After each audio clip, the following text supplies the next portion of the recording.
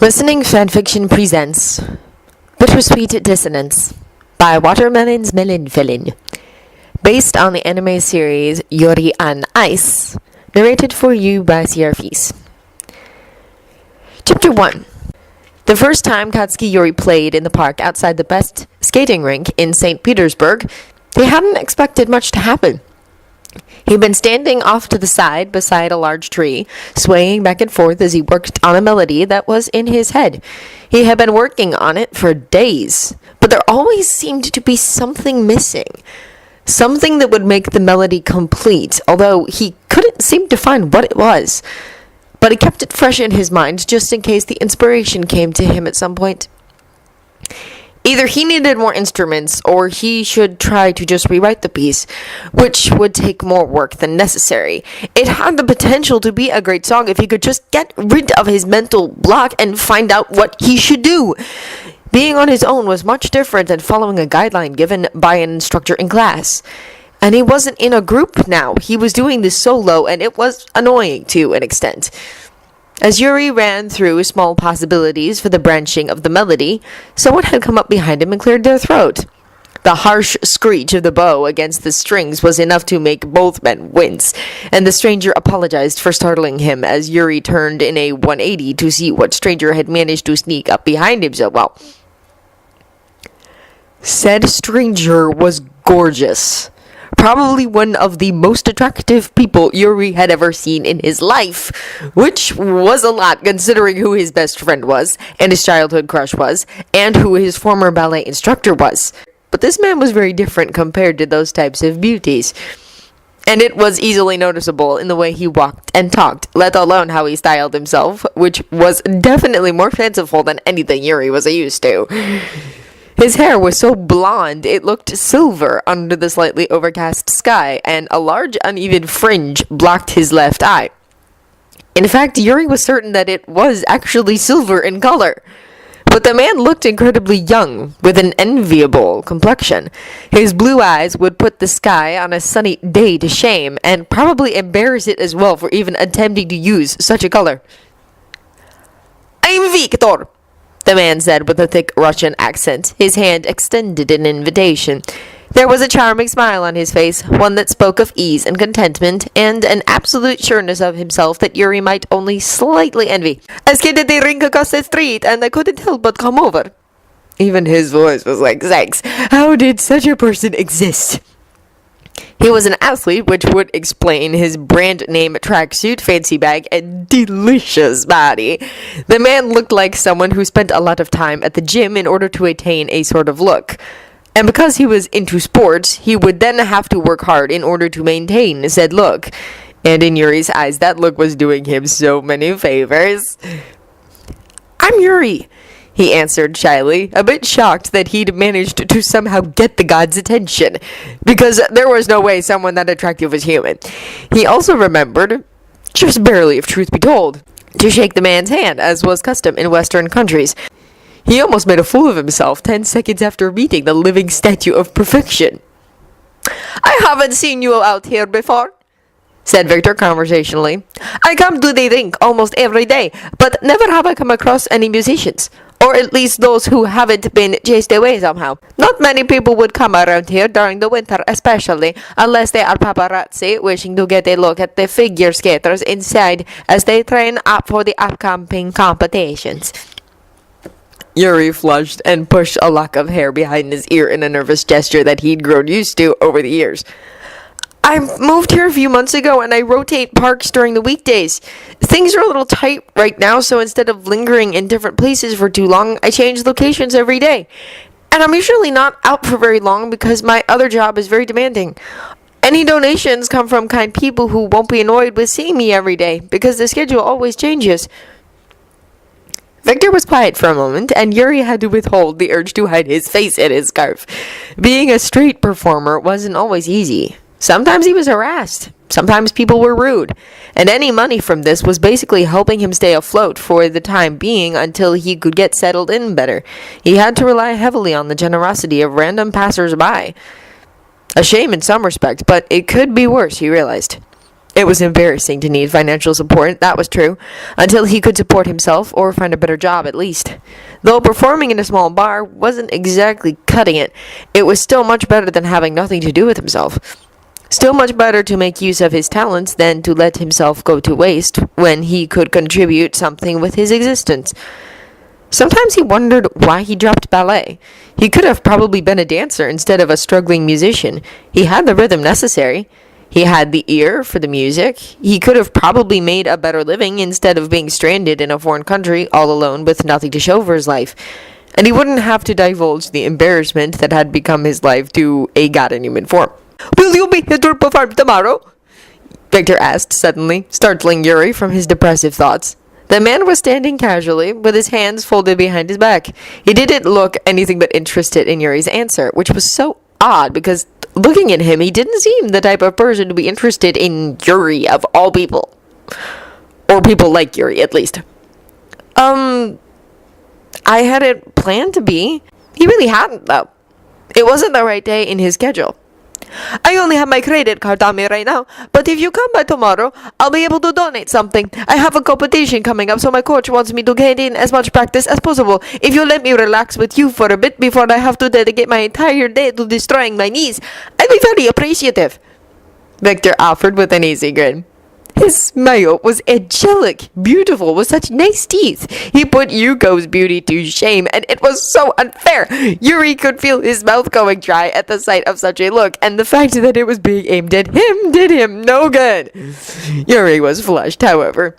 "I mean, I could just play for you. You don't need to pay me or anything." It wouldn't be too long anyway, especially if the man had to literally go and train so much that his knees would be hurting afterwards. He wouldn't want to take up too much time in the man's day. The Russian man merely smiled and winked. "I'll see you tomorrow, Yuuri." Yuuri did not think about how amazing the man's voice had been. He did not sink onto a nearby bench and fan himself, despite the fact that it was cold out already and he could see his own breath even when breathing in. And he certainly didn't sit there and proceed to fiddle around with his violin, playing the same tune he'd been previously working on until he was playing a moderately sexual piece that suddenly came to mind because of his interaction with Mr. Sex on legs who couldn't possibly be mortal. Said piece would go well with a guitar and some castanets in order to amp up the feeling of sexuality. Perhaps paso doble worthy, or even a flamenco, should he use flamenco-oriented instruments. He would probably have to see what he could do about recording it later. For now, the name that came to mind was Unlove, Eros. And boy, was Victor full of Eros in every way. Even just standing was erotic. Not that the song was about him or anything. It was just the fact that Yuuri had been playing a melody he hadn't managed to finish, and he'd gotten inspiration from the man who had come up to him. It wasn't about the man. It was just sort heavily inspired by him, which meant that it was okay and not creepy in the least. And the song itself wasn't even finished. It still needed work, but he'd finally built ground on where it was going, which should eventually help him. He played a few basic notes before bridging into something more modern and relatively new. He'd always fancied Adele's music, after all. Someone Like You was heartfelt and sounded lovely on the violin. Someone paused beside the bench and bent down to place a note into the open violin case. A red-haired little girl with a toothless smile. She waved twice at him before running off towards an older woman who too was smiling. The two walked away, hand in hand, swaying to the sound coming from his violin. Sometimes he was reminded over why he officially took up music and not dance. Today would be one of those reminders. Yuuri loved music more than anything. "Vitya! Why are you not paying attention?" The man winced as the voice of his old coach reached new levels of loud. And the problem was that things echoed in the rink and came back twice as loud, which meant that his ears were ringing all because of Yakov's yelling. "I wasn't paying attention, Yakov. I'm just a little out of sorts today," he answered. "Lakshmi can't do the music, and there is no one available to compose in her place, so things are a little frustrating at the moment. I have more on my mind than usual." The old man didn't seem to find his plight in any way worrisome. He merely snorted and said, Instead of having to go overboard for no necessary reason, how about you use pre-existing music like all of your fellow skaters? Then you wouldn't be wasting money and you wouldn't have to strain yourself over something as simple as choosing your music. He gasped theatrically, offended at the mere suggestion of being like the other skaters out there. Victor was in a different class and just worked differently than they did, and he didn't want to do the obvious thing. Yakov, I am surprised. Music can make or break the performance. Me being able to work alongside something that holds all the feelings I have is what helps me do so well in presentation. It needs to be made specifically for the routine, and nothing that already exists will do it justice. I know this deeply. Victor was consequently sent home early due to being too lazy and wasting time. He readjusted the strap of his bag and glanced over to the sparse park. Said park where he had met a really adorable Asian man earlier that day who played the violin really well, even when he was just playing around and not being serious. Victor had promised to pay him on the morrow in exchange for a private performance, and he was really looking forward to challenging him. The man, Yuuri, was not there any longer, which was kind of sad once he thought about it. But Victor was certain he'd come by again. Besides, he was really cute, and if Victor pulled enough strings, he'd probably be able to find him easily. All it took was one post on social media, and he'd probably have everything he needed to know about Yuuri, the violinist. He was looking forward to the next morning with relish. He was there! He was sitting on the bench and playing something much different than the angelic sound from the day before. This one had far more passion in the tune than the last one did, though it sounded familiar to the other, in a sense. Possibly a different arrangement of the same melody, if he guessed correctly. He wasn't that inclined to music, but he knew enough to get by. He once dated a cellist and heard a few musical terms here and there that stayed. While his ears were pleased, like his eyes were, because damn did someone look fine in dark shades of blue, something caught his attention and he didn't really like it as much as everything else. It was January. It took some dedication to be out in the middle of winter playing an instrument that requires delicate handling without any gloves on. Yuuri's hands had no protection from the elements, and while it wasn't snowing currently, it was still pretty chilly outside, enough so that any sort of heat created steam and fog against the cool temperatures. He winced at the thought of freezing hands and dry cracked fingers. It would hurt a lot and make it harder for the man to play, which was something he apparently did for a living. Perhaps Victor could buy him a pair of thin gloves. Could he even play the violin with gloves on, or would they get in the way? This was why he got confused over simple things. "Hi, Yuuri!" Victor shouted, coming up behind him and smirking when the other man jumped in place, whirling around to gape at him. It was apparent that Yuuri truly got lost in his music and that it was easy to sneak up on him when in such states of concentration. "Victor!" The man greeted him with a nod, voice soft and sweet and all kinds of beautiful. "Hello!" His eyes were warm and brown, despite how cold it was outside. Victor was weak for brown eyes. And the face, said brown eyes were set in, was a fine piece of creation as well, soft and adorable. "Aren't you cold out there? Do you want to come into the rink to get warm?" Victor offered, not wanting the man to freeze to death. Immediately, Yuuri began to stutter about how he couldn't loiter or take up unnecessary space, and how he was just there to play for an hour and then he'd be on his way. He seemed to be a very fidgety individual, which was both cute and worrisome, though not in a bad way. Victor plopped down beside him on the bench, noting that Yuuri's shuffled to the other side, eyeing him shyly. It was adorable. The man himself was just a bundle of cuteness in a perfect package. "I suppose I'll just have to sit here with you until you have to go. Then we can both be cold together." You can't do that! You'll freeze! Protested Yuuri, looking altogether horrified and flattered that Victor would offer to sit with him at all. "Dearest Yuuri, I've lived in Russia my whole life. I am immune to the temperatures here." "What about your training?" "Yakov can wait. I wasn't exactly on point yesterday, so he might not be too close with me if I'm not doing as well today either." That was a lie, but Victor would just do as he usually did. Lie or pretend that he couldn't hear the man. It usually worked, or it got him booted from the rink for a few days. But as Europeans were coming up soon, Jakub wouldn't risk practice time for his upcoming performances. He wanted Victor to win Russia the gold again, after all. And if he wanted that gold, compromising his own student was not a good plan. You are frustrating! Victor's jaw dropped, though he apparently wasn't the only person who was shocked, because Yuuri's entire face went red and he began apologizing profusely. I swear I didn't mean it. Well, I didn't mean for it to be mean. I wasn't trying to be rude either. I was just trying to say that you were annoyingly persistent. Wait, that's actually a really good quality, and it's not annoying at all. It's a good thing that you can be so persistent in getting your way. It shows dedication. Dedication is very admirable. Victor doubled over, charmed and amused, more so than he had been in a long time, and it felt good to laugh with everything in him. Yuuri was adorable in every sense of the word, and he felt blessed just to be able to speak to the man. Speak to him as a person and not have to think about something scripted ahead of time, because Yuuri wasn't a fan or a journalist. He was just Yuuri. Yuuri, you are cute.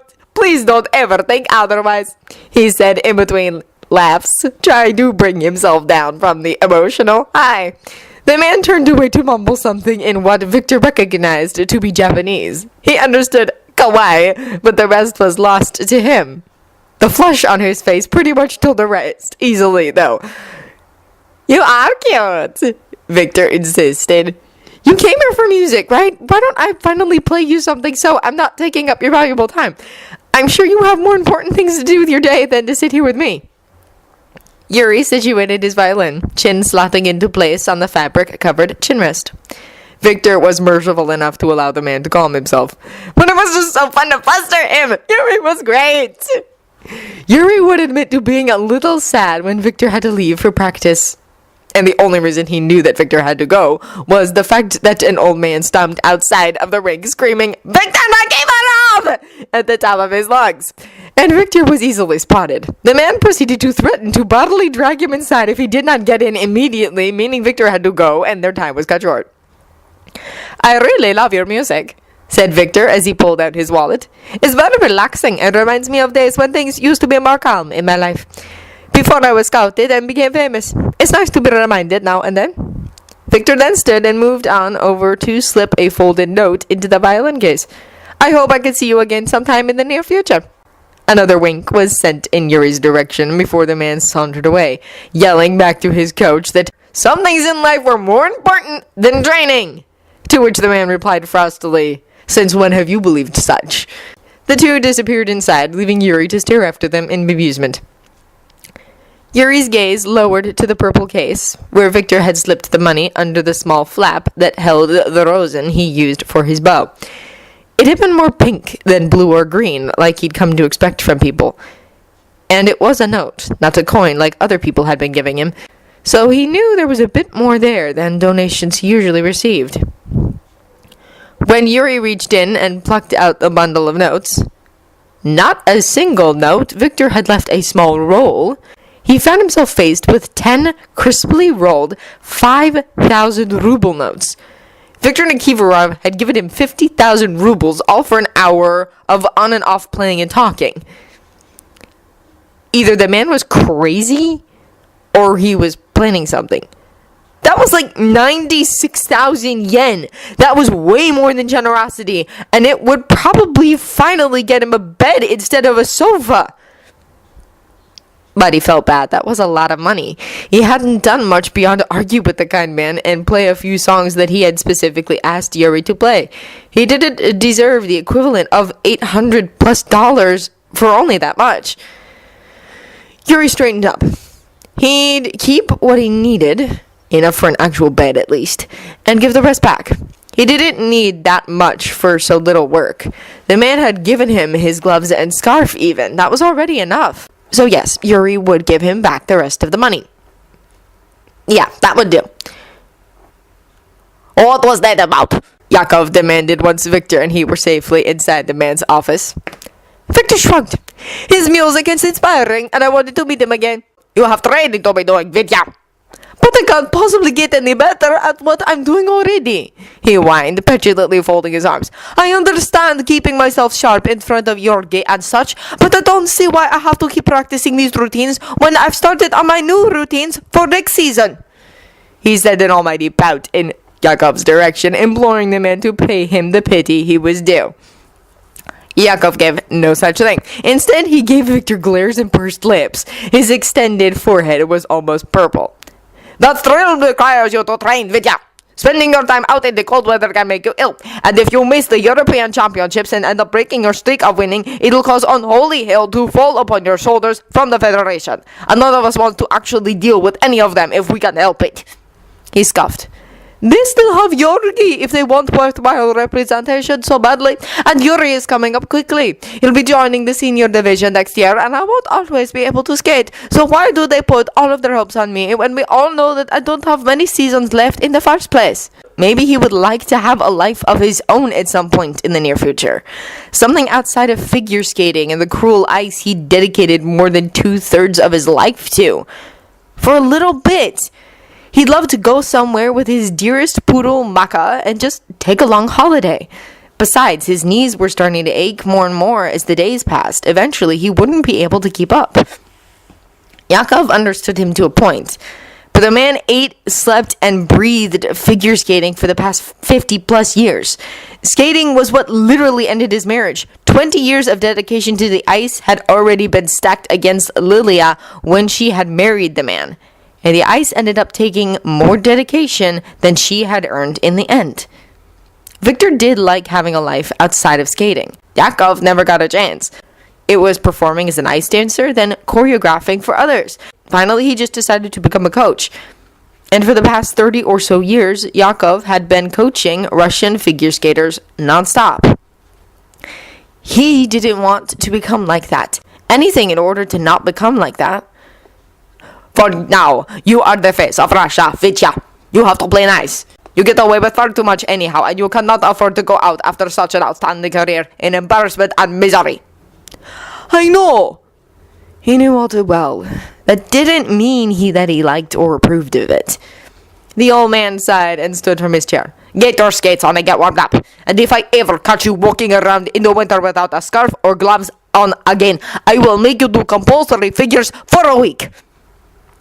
Even Victor had to cave to the man's demands. Figures were so boring, and Yakov was so old-fashioned too. He would do it just to spite someone.